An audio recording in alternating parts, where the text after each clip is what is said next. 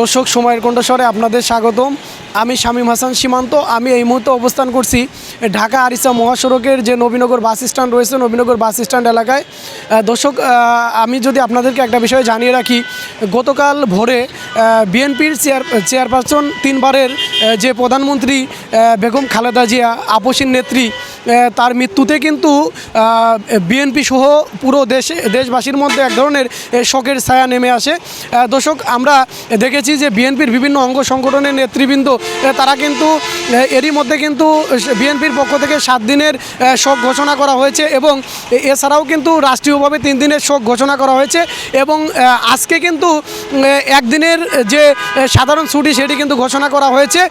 দর্শক, এরই মধ্যে কিন্তু বিএনপি চেয়ারপারসন বেগম খালেদা জিয়ার যে জানাজা, এই জানাজায় অংশগ্রহণের জন্য দেশের বিভিন্ন প্রান্ত থেকে, বিভিন্ন জেলা থেকে অসংখ্য নেতৃবৃন্দ, নেতাকর্মী তারা কিন্তু রাজধানীতে প্রবেশ করছে। বিশেষ করে ঢাকা আরিচা মহাসড়ক দিয়ে দক্ষিণ অঞ্চলের যে সকল লোকজন রয়েছে এবং নবীনগর চন্দ্রা মহাসড়ক দিয়ে উত্তর অঞ্চলের গামী যে সকল পরিবহন রয়েছে, এই সকল পরিবহনে করে অসংখ্য বিএনপির নেতৃবৃন্দ তারা কিন্তু রাজধানীতে প্রবেশ করছে মূলত বিএনপির চেয়ারপারসন বেগম খালেদা জিয়ার যে জানাজা, সেই জানাজায় অংশগ্রহণ করার জন্য।